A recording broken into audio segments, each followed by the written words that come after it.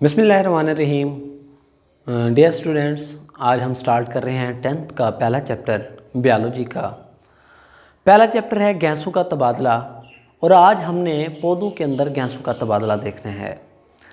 देखिए, स्टार्ट के अंदर गैसों के तबादले में हमें ये तो पता है कि चाहे जानदार हों, चाहे वो एनिमल्स हों, चाहे वो प्लांट्स हों, वो गैसों का तबादला करते हैं, गैसेस एक्सचेंज करते हैं। गैसों के तबादले से मुराद ये है कि जानदारों को ज़िंदा रहने के लिए ऑक्सीजन की ज़रूरत होती है। जानदार ऑक्सीजन लेते हैं और कार्बन डाइऑक्साइड को रिलीज़ करते हैं, कार्बन डाइऑक्साइड को खारिज करते हैं। अब जो जानदार ऑक्सीजन लेते हैं और कार्बन डाइऑक्साइड खारिज करते हैं, इसे हम गैसों का तबादला कहते हैं। देखें, आम हालात में हमारे पास सिस्टम है कि जब हम हवा को इनटेक करते हैं, जिस्म के अंदर लेकर जाते हैं, चाहे वो पौधे हैं चाहे वो जानवर हैं, तो वो क्या करते हैं, ऑक्सीजन को वो अपने जिस्म में एब्जॉर्ब कर लेते हैं और कार्बन डाइऑक्साइड को हम क्या करते हैं, रिलीज़ कर देते हैं। कार्बन डाइऑक्साइड रिलीज़ हो गई। अब ये हमारे पास हो गया ब्रीथिंग। एक प्रोसेस होता है ब्रीथिंग, एक होता है रेस्पिरेशन। रेस्पिरेशन में भी हम क्या करते हैं कि ऑक्सीजन को ले जाते हैं, कार्बन डाइऑक्साइड को खारिज करते हैं, लेकिन रेस्पिरेशन जो सेलुलर रेस्पिरेशन है उसमें हम एनर्जी भी बनाते हैं, हमारे सेल्स एटीपी भी बनाते हैं। इसलिए हम कहते हैं कि इन दोनों के अंदर फ़र्क है, ये मुतरादिफ अल्फाज नहीं है। रेस्पिरेशन जो है ये मैकेनिकल प्रोसेस भी है और बायोकेमिकल प्रोसेस भी है, क्योंकि इसमें सेल्स के अंदर एनर्जी बन रही होती है, जबकि ये सिर्फ केमिकल प्रोसेस है। अब इसके अंदर आगे हमारे पास ये है कि जब प्लांट्स की अगर बात करें, गैसियस एक्सचेंज इन प्लांट्स, अगर प्लांट्स की बात करें तो पौधों के अंदर गैसों का तबादला होता है। हमें ये पता है जो छोटी उम्र के पौधे हैं उनके पत्तों और उनके तनों के अंदर स्टोमेटा होते हैं। क्या पाए जाते हैं? स्टोमेटा। अब स्टोमेटा के अंदर ऐसी खासियत है कि यहाँ से हवा जो है वो अंदर जा सकती है, और जब हवा अंदर जाती है तो फिर पौधे के जो सेल्स हैं ऑक्सीजन ले लेते हैं और कार्बन डाइऑक्साइड को इन स्टोमेटा के ज़रिए खारिज कर देते हैं। ये किसकी बात कर रहे हैं? ये चाहे बड़े पौधे हों उनके पत्तों में भी स्टोमेटा पाए जाते हैं, छोटे जो पौधे होते हैं, नाबालिग पौधे जो होते हैं, उनके तनों के अंदर भी, उनके पत्तों के अंदर भी स्टोमेटा कसरत से पाए जाते हैं। स्टोमेटा, एक तो इनके अंदर ये तरीका हो गया कि स्टोमेटा की मदद से गैसों का तबादला हो सकता है। सिर्फ स्टोमेटा की मदद से नहीं होता, और भी बहुत से स्ट्रक्चर हैं जिनसे हम गैसों का तबादला पौधों के अंदर देखते हैं। एक उनके अंदर स्ट्रक्चर स्टोमेटा है।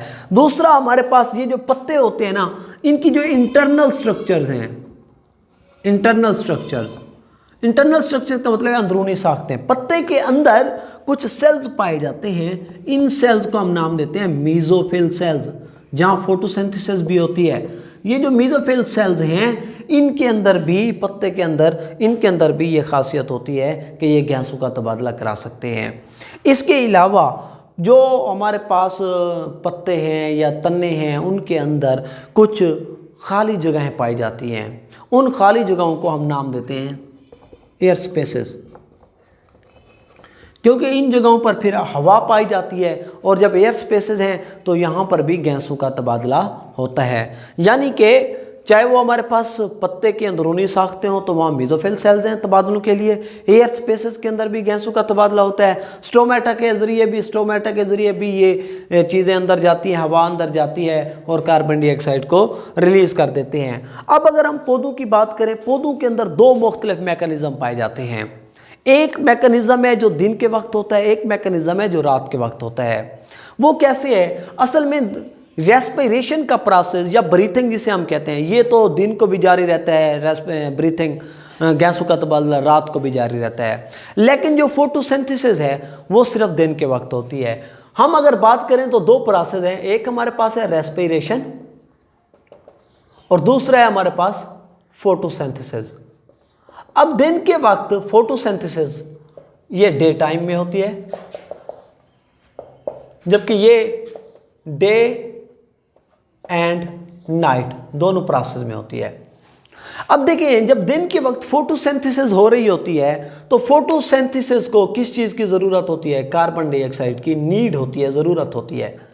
जबकि फोटोसिंथेसिस के नतीजे में ऑक्सीजन को क्या किया जाता है? रिलीज किया जाता है। बड़े मज़े की बात है, ऑक्सीजन रिलीज हो रही है फोटोसिंथेसिस के नतीजे में, जबकि कार्बन डाइऑक्साइड यूटिलाइज हो रही है।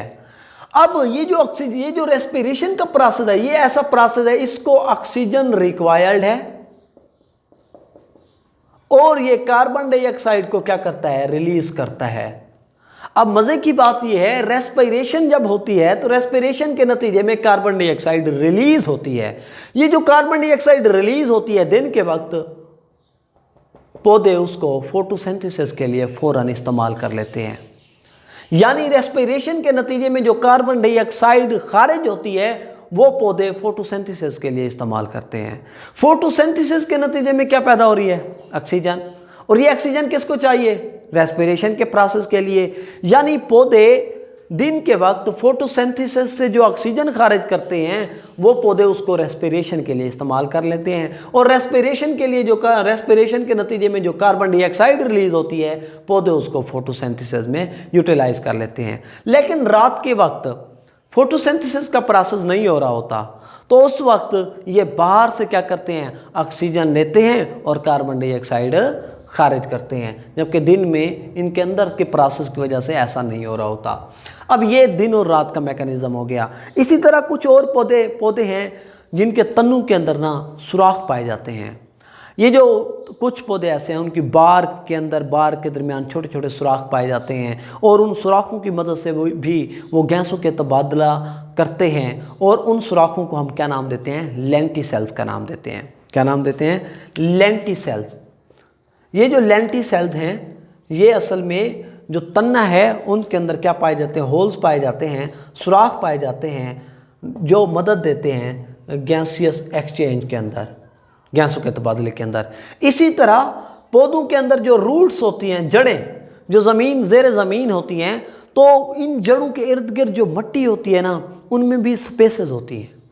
अब क्योंकि वो भुरभुरी मिट्टी होती है, अब ये जो मिट्टी होती है ना उसके अंदर हवा मौजूद होती है, क्योंकि जब वो मिट्टी के ज़र्रे एक दूसरे से अलग-अलग होते हैं तो उनके अंदर हेयर स्पेसेस की वजह से वहाँ हवा जमा होती है।